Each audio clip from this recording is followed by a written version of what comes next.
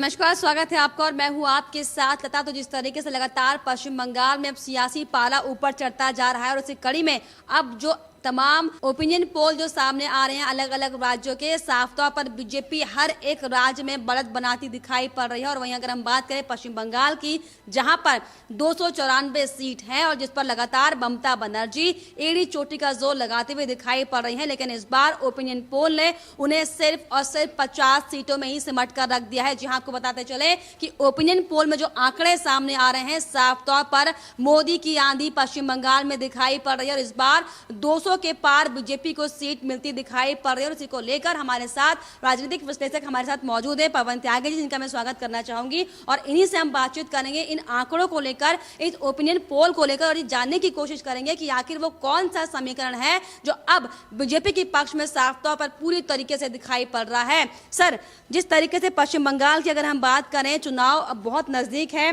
Countdown शुरू हो चुका है और अब जो ओपिनियन पोल सामने आ रहे हैं, साफ तौर पर 200 के पार बीजेपी की सीटें दिखाई पड़ रही इन आंकड़ों में। सर, क्या लगता है खेला हो बे इस बार?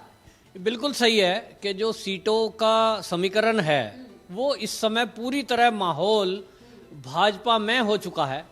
और मोदी जी की जो रैली हुई है वो रैली वास्तव में ऐतिहासिक रैली हम उसको कह सकते हैं कि इस तरह का हुजूम जो उमड़ा है, कई बार उस मैदान में रैलियां हुई हैं और मैनेज की जाती है भीड़। लेकिन मेरे जो मित्र हैं, पत्रकार दोस्त वहां कवरेज के लिए गए हुए थे, उन्होंने कहा कि हमने लोगों के अंदर जुनून देखा है। मतलब किस तरह से लोग सुबह से आ गए, शाम को रैली होनी है, सुबह से वहां खड़े हैं, ना खाने का है ना पीने का है, धूल का गुबार है, धक्के लग रहे हैं लेकिन खड़े हैं। और ये जो है ये चेंज, ये लोग दुखी हैं। ये आप देखिए कि ममता बनर्जी का 10 साल का शासन, वहां लोग बताने से डर रहे हैं। पत्रकार बोलते हैं कि कोई कैमरे पे नहीं बोलेगा, वो डरते हैं कि कहीं टीएमसी का गुंडा कहीं आसपास खड़ा होगा तो बाद में मारेगा। मतलब इतनी हद है कि जो लोग मोदी जी की रैली में भी आए हैं वो भी ममता बनर्जी का फोटो झंडा साथ में जेब में लाए हैं, क्योंकि घर जाएंगे तो टीएमसी के लोगों को दिखाने के लिए वो टीएमसी का डंडा हाथ में लेके जाएंगे। इतना डर है। लेकिन ये सब लोग जो अभी डरे हुए हैं, या मैं कहूं कुछ लोग अभी रैली में नहीं गए उसी डर से, वो सब वोट में जो परिवर्तन होगा, तो ममता बनर्जी ने भी नहीं सोचा होगा। वो सोच रही होगी सरकार बनाएंगी, लेकिन रियल जो आपने बोला 50 सीट तक सिमट के रह जाएंगी। और ये जो 50 सीटों का आंकड़ा भी आया है, ये केवल वो एरिया है जहां रोहिंग्या और बांग्लादेशी लोगों को उन्होंने सुविधा देकर बसाया हुआ है। तो जिस तरीके से लगातार हमें देख रहे थे कि ममता बनर्जी जो पुरजोर कोशिश में है कि इस बार सत्ता हाथ से ना जाए, और उन्होंने इसको लेकर ये ऐलान भी किया था कि पहले कि वो 2 सीटों से चुनाव लड़ेंगी, भवानीपुर और नंदीग्राम। लेकिन जब उन्हें दिखा कि भवानीपुर में उनकी दाल नहीं गलेगी तो वो नंदीग्राम से चुनाव लड़ने का मन बनाती दिखाई पड़ी, उन्होंने फैसला भी कर दिया। तो क्या लगता है कि ये उनका फैसला उनके लिए बहुत ज्यादा नुकसानदेह भी साबित होगा, क्योंकि उन्हीं के सीधे अगर हम बात करें टक्कर में उन्हीं के अपने कभी चहेते कहे जाने वाले शुभेंदु अधिकारी हैं। क्या लगता है? देखिए, जहां तक मैं ममता बनर्जी को जानता हूं, उनको जो समझा है मैंने, वो बहुत जिद्दी लेडी है। और जिद में वो उस टोन में आ गई क्योंकि उनको शुभेंदु अधिकारी ने चैलेंज किया था। ये जो सीट छोड़कर वो अपनी परंपरागत सीट छोड़कर नंदीग्राम आई हैं, वो नंदीग्राम में भी उनको पता है कि जीतेंगी नहीं, क्योंकि उनको वहां जिताने वाले शुभेंदु हैं। और शुभेंदु की वो परंपरागत सीट इसलिए है कि उनका पूरा परिवार, और जो वहां से टीएमसी जीती है वो एक आंदोलन के कारण जीती है। मजदूरों के लिए आंदोलन किया बाकायदा, और आंदोलन करने वाला था शुभेंदु अधिकारी। तो वहां से लड़ना, उनको पता है कि शुभेंदु के विरोध में कोई भी खड़ा होगा वो जीतेगा नहीं, लेकिन वो जिद में आई है कि मैं देखती हूं कैसे नहीं जीतूंगी। और वो जो खेला वाली बात है उनके दिमाग में ये है कि तुम डराकर धमकाकर बम फोड़कर गुंडागर्दी करके और जीत जाओगी। उनके दिमाग में पिछले वाले चुनाव ही हैं। लेकिन अब जब केंद्र में मोदी सरकार है, वो ये भूल गई। दूसरी बात आपको बताऊं कि वो बार बार ये सोचती हैं बाहरी मुद्दा बनाकर और बीजेपी को बाहरी कहकर वो लोगों की सहानुभूति ले जाएंगी, वोट ले जाएंगी। जो साइलेंट वोटर है वो अभी घरों के अंदर है।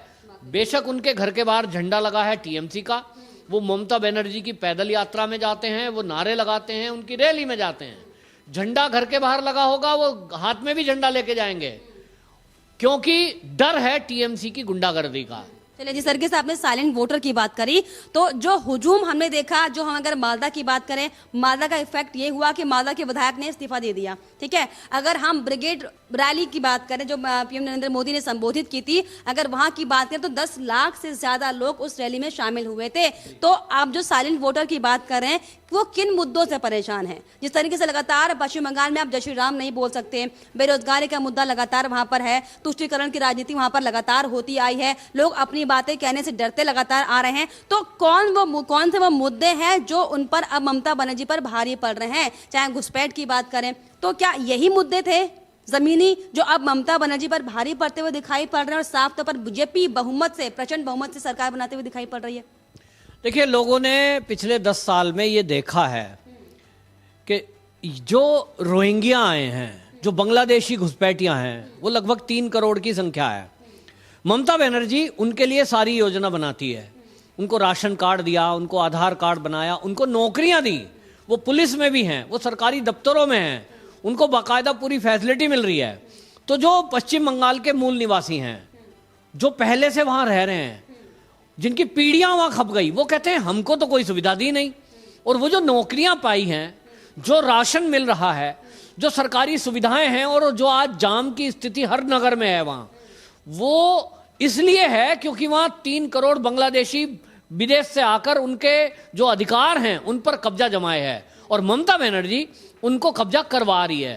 तो इसलिए आम बंगाली, आम पश्चिम बंगाल का नागरिक ममता बनर्जी से खासा नाराज है कि वो रोहिंग्याओं को सुविधा दे रही है और हमारे हक का मारकर उनको मिल रहा है। जो राशन उनको मिलना चाहिए था पश्चिम बंगाल के मूल निवासियों को, वो उनको ना मिलकर रोहिंग्या लूट खा रहे हैं।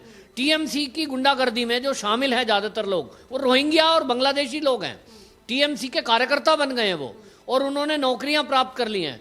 तो 3 करोड़ जनसंख्या जो होती है किसी प्रदेश में, एक राज्य को आंकड़े बिगाड़ने के लिए वो काफी होती है। तो इसलिए आम जनता परेशान है कि हमारा हक मारकर बांग्लादेशियों को दिया गया, हमारा हक जिस पर अधिकार था वो नहीं दिया गया। और जब बांग्लादेशियों को सीएए के कारण केंद्र सरकार, मोदी सरकार ये फैसला करती है कि हम उनको बाहर भेजेंगे, बांग्लादेश वापस भेजेंगे, तब ये ममता बनर्जी प्रस्ताव पास करती है सदन में कि हम उसको लागू ही नहीं होने देंगे। और इसलिए अब पश्चिम बंगाल के लोगों ने तय कर दिया कि जब तक यहां भाजपा सरकार नहीं बनेगी, तब तक ये रोहिंग्या वापस नहीं जाएंगे, बांग्लादेशी वापस नहीं जा सकते।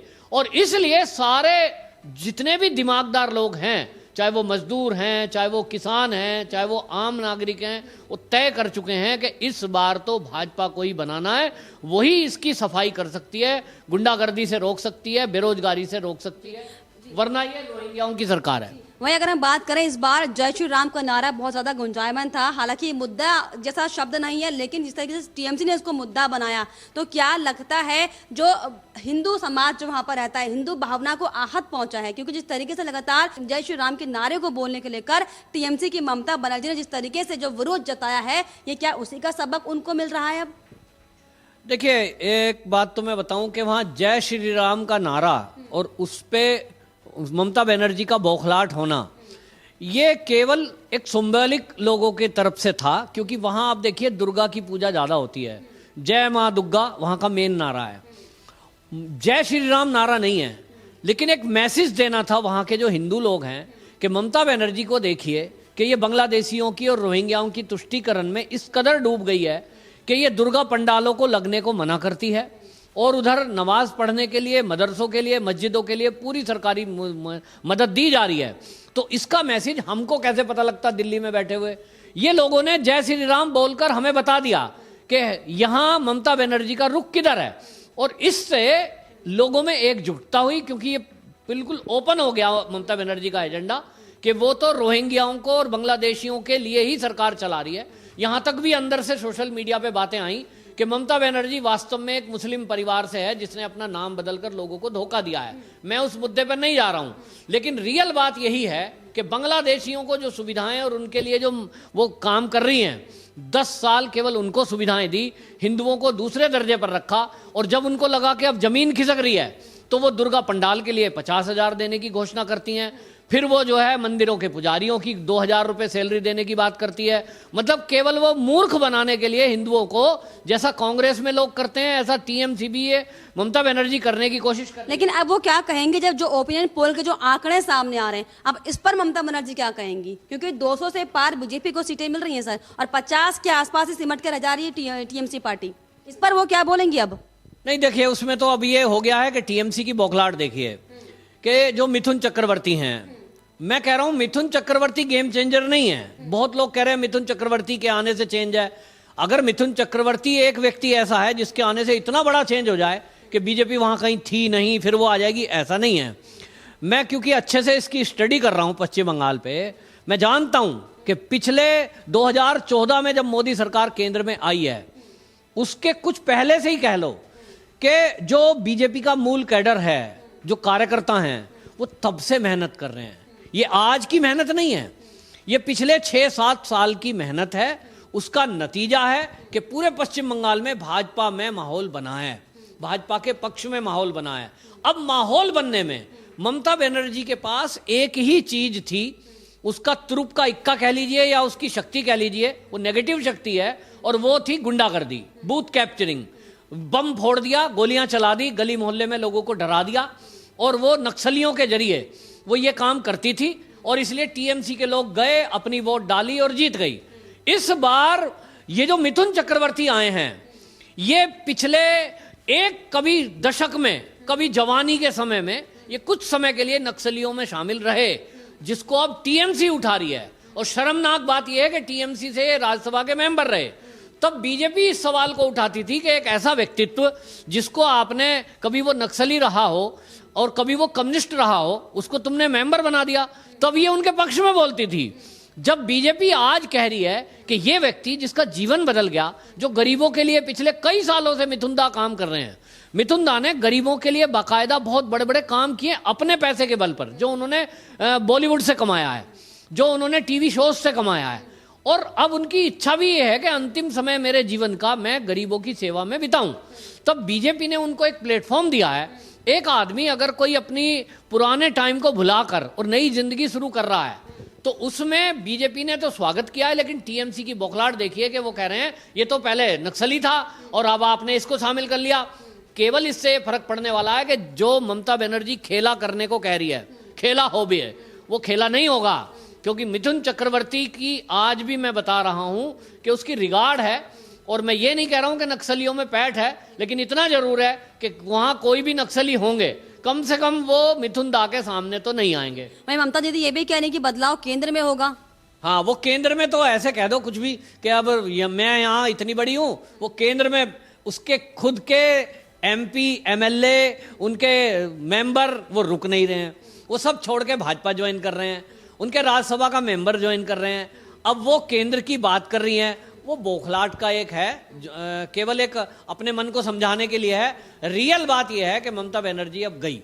तो ये थे पवन त्यागी जी, इनका साफ तौर पर कहना है कि वाकई इस बार पश्चिम बंगाल में खेला होगा, और ऐसा खेला होगा कि पश्चिम बंगाल में बड़े परिवर्तन के साथ बड़ा बदलाव होगा, जिसकी बानगी साफ तौर पर चाहे मालदा की बात करें वहां देखी गई, और चाहे कल हम ब्रिगेड ग्राउंड की बात करें, यहाँ पर पीएम नरेंद्र मोदी ने साफ तौर पर भारी सभा को संबोधित किया गया था, वहां पर भी देखा। और साफ तौर पर अब जो ओपिनियन के आंकड़े बता रहे हैं, ये साफ इशारा करते हैं कि अब की बार पश्चिम बंगाल में सिर्फ और सिर्फ विकास की लहर बहेगी, और ममता बनर्जी का सफाया प्रदेश से होगा, क्योंकि वहां पर अब सिर्फ और सिर्फ बीजेपी का झंडा लहराएगा। फिलहाल इस पर आपकी क्या राय, हमें कमेंट बॉक्स में जरूर लिखिएगा। साथ ही साथ हमारे चैनल को सब्सक्राइब करना भी ना भूलें।